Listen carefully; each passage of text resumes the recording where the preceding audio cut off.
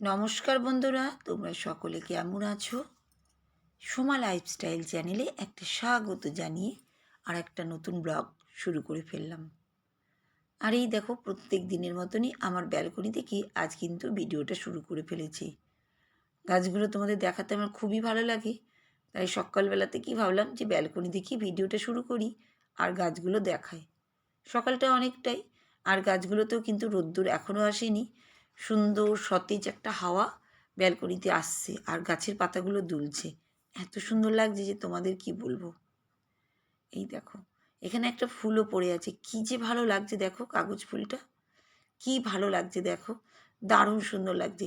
আমি এগুলোকে দেখি জানো তো, আমার গাছের এক একটা ফুল পাতা মানে আমার কাছে ভীষণ ভালোবাসার জিনিস।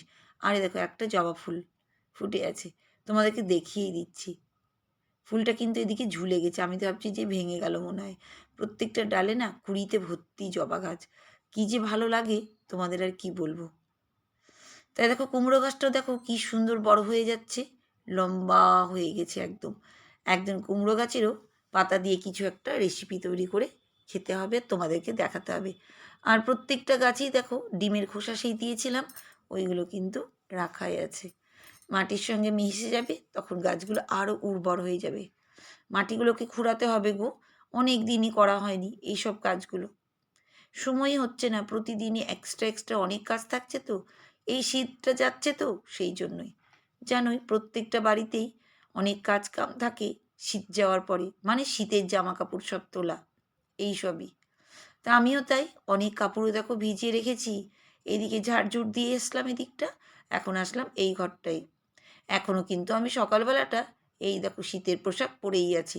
আসল কথা, কাচবই যখন, কদিন পরেই নি, একটু একটু করে কাচা শুরু করে দিয়েছি। সোয়েটারগুলো জামাগুলো যতটা পারছি করছি, একা হাতেই তো করি, বুঝতেই পারছো। যার যে করে সেই জানে যে কতটা চাপ।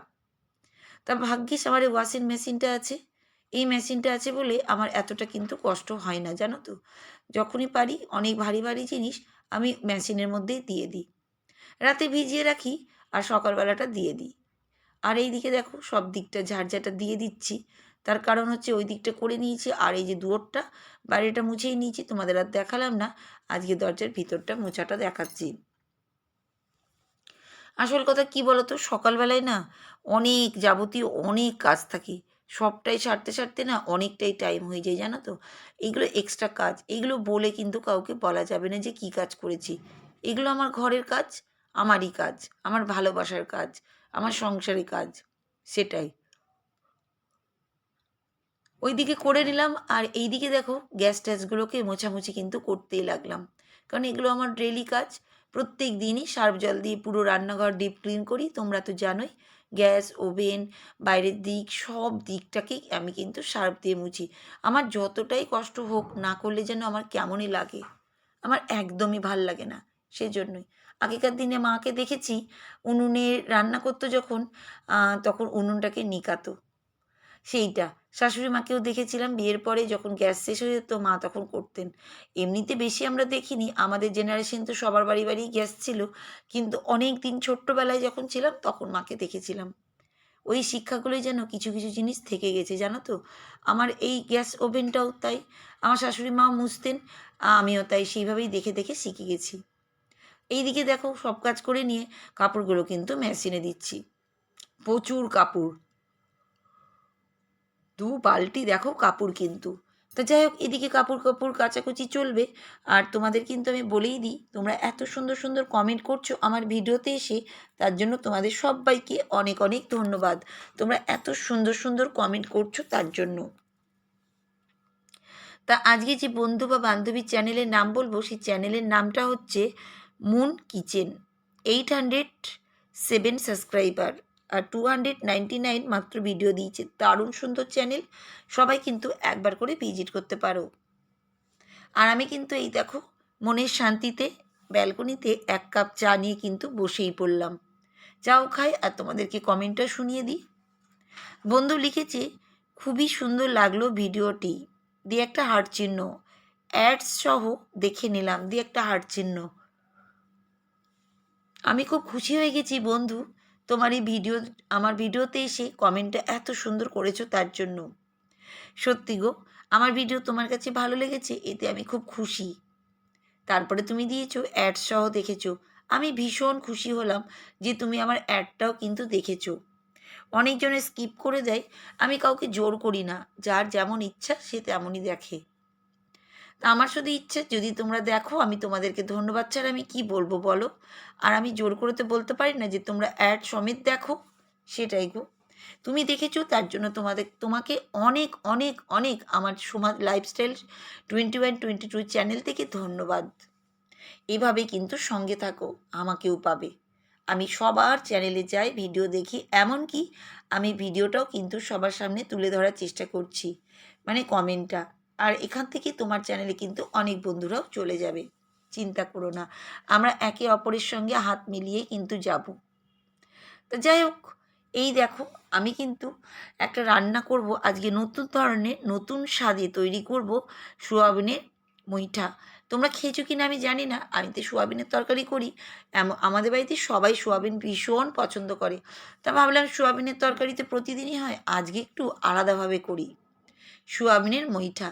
একটু ইউটিউব থেকে দেখেও নিয়েছিলাম, আর এর আগেও আমি করেছিলাম, কিন্তু আবার দেখে নিয়েছিলাম জানো তো।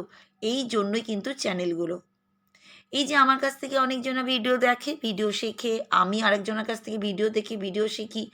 এইভাবেই কিন্তু ইউটিউব আমাদের কিন্তু অনেক কিন্তু হেল্প করছে।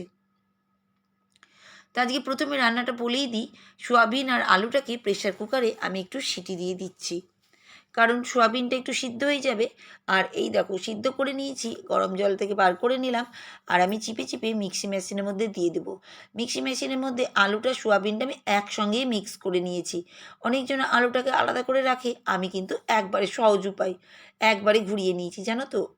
এই দেখো একবারে দুটোই কিন্তু আলু আর সোয়াবিনটা চিপে চিপে আমি ওর মধ্যে দিয়ে দিয়েছি। আলু তো নরমই ছিল, দিয়ে দিয়েছি ওর মধ্যে। তা যাই হোক, এইভাবেই কিন্তু করতে হবে রান্নাটা। আমার এটা রান্নার চ্যানেল নয়, তাও তোমাদের সামনে শেয়ারটা কিন্তু করেই দিচ্ছি আমি। আর মিক্সিতে আমি কিন্তু ঘুরিয়ে নেবো, আর তোমরা দেখবে কেমন সুন্দর মিক্সিতে পেস্ট হয়ে যায়। আমি অনেক ঘোরাইনি, জাস্ট দিলাম আর ঘুরে গেছে। এই দেখো আমি কিন্তু এখানে ঘোরাচ্ছি জানো তো, কি সুন্দর করে। এই দেখো চামচ ফামচ খুঁজে বেড়াচ্ছি কোথায় কি আছে জানো তো। এই দেখো একটু নড়িয়ে নিয়ে আমি কিন্তু ঘোরাবার দেখাবো, তোমাদেরকে দেখাবো। আর এর মধ্যে দিব পেঁয়াজ, কাঁচা লঙ্কা, তোমরা আরও মশলাপাতি দিতে পারো, আমি সেরকম মশলাপাতি দিই না। এই দেখো দেখেছো আলু আর সোয়াবিনটা কি সুন্দর গ্রেভি গ্রেভি হয়ে গেছে, দারুণ সুন্দর। আর ওখানে কিন্তু ছোটো ছোটো করে আলু কেটেছি, কারণ আলু দিয়ে তরকারিটা করব। দারুণ সুন্দর টেস্টি হয়েছিল গো, তোমাদের না বললেই নয়, খুবই ভালো লেগেছে। আমার বাড়িতে তো সবাই ভেবেছিল পোস্তর বড়া, দেখাচ্ছি তোমাদেরকে একটু একটু করে, দাঁড়াও। এই দেখো আলু আর সোয়াবিনটা একসঙ্গে তো ওই জন্য দারুণ হয়েছিল জানো তো। আর দেখো বিশেষ অনেকটা কাঁচা লঙ্কা আর অনেকটা পেঁয়াজ কিন্তু এর মধ্যে আমি দিয়ে দিয়েছি, আর এই দেখো মিক্স করে নিয়েছি। এর মধ্যে একটু হলুদ, লবণ, একটু কাশ্মীরি গুঁড়ো মশলা আমি দিয়েছিলাম। আর একটু কিন্তু এর মধ্যে বেকিং পাউডারও দিতে পারো, বেকিং পাউডার বলছি, কর্নফ্লাওয়ার দিতে পারো। আমি না এর মধ্যে একটু চালের গুঁড়ো দিয়েছি, একটু গ্রেভিটা যাতে একটু একটু শক্ত যাতে হয়, যাতে আমি একটু পকোড়ার মতন করতে পারি। আমার ঘরে কর্নফ্লাওয়ারও আছে, কিন্তু আমি চালের গুঁড়োটাই বেশি কমফর্টেবল মনে করলাম, সেজন্যই দিলাম জানো তো। আর এই দেখো ভেজে নিচ্ছি, এই কটা ভাজা কিন্তু থাকবে না জানো তো, সবাই আসছে আর খেয়ে নিচ্ছে জানো তো। তা আমি কিন্তু মচমচ মচমচ করে কিন্তু ভালো করে ভেজে নিচ্ছি। দাঁড়াও তোমাদের দেখাচ্ছি, এত টেস্টি। এই দেখো পুরো পোস্তর বড়ার মতো লাগছে কি না তোমরা বলো তো। আমরা কিন্তু সবাইকে বাড়িতে ঠগিয়েছিলাম জানো তো। আমি এরকম করে রেখে, আর পোস্তর বড়া এরকমই হয়, তোমরা তো সবাই জানো, যারা পোস্তর পকোড়া বা বড়া খাও বাড়িতে তারা জানোই।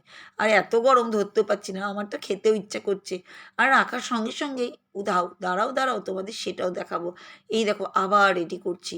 আর এই দেখো এবার না একটু ছোটো ছোটো করে করছি, কারণ অর্ধেক তো খাওয়াই হয়ে গেছে, তোমাদের আর কি বলবো।